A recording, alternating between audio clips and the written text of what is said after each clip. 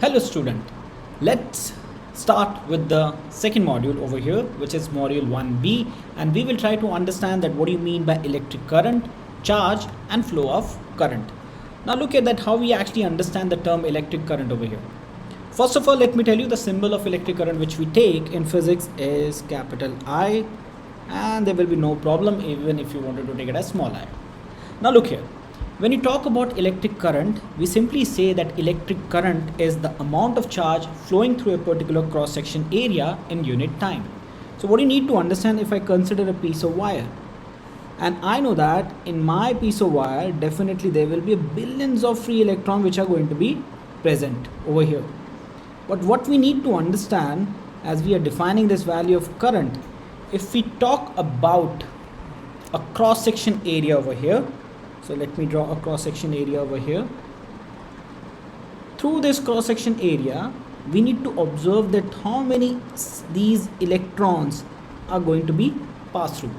Let me tell you, the number of electrons are not going to be changed. They are going to be remain same when we talk about a particular wire. But in 1 second, how many electrons will pass through this cross-section area will definitely decide the amount of current.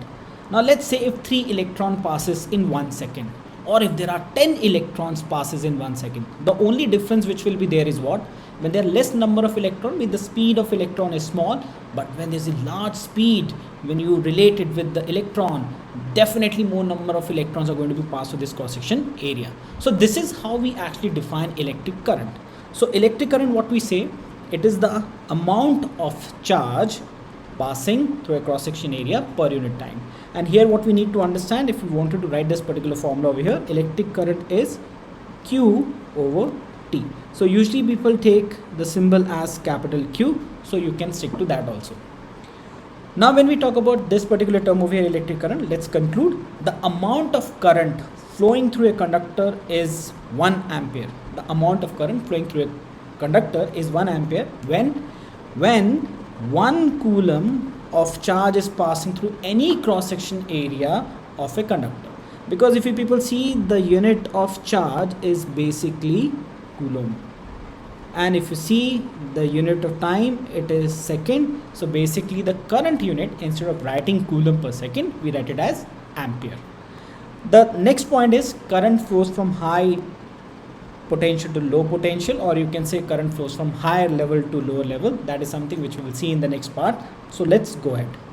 Now when you actually define the charge, what we need to understand, the symbol of charge which we have taken is Q, and we simply define that charge is nothing, it is the number of electrons. So you can simply say the number of electrons, which is N, electron, which is written as E. So here if we have to calculate the number of electron, what we can do, we can simply modify this equation and we can write it as Q over E.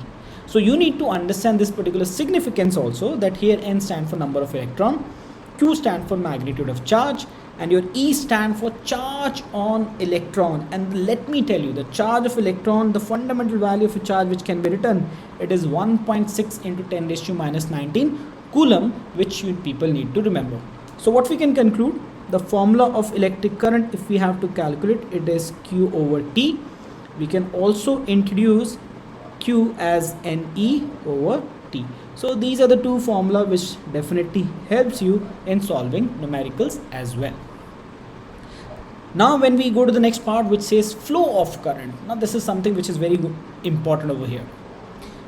What we have written, that we all know that current flows from positive to negative terminal. This is called conventional current. Now what do you mean by this conventional current? Basically conventional means the one which is convenient to us, because from the beginning we have always considered that energy is going to be flow from high potential to low potential.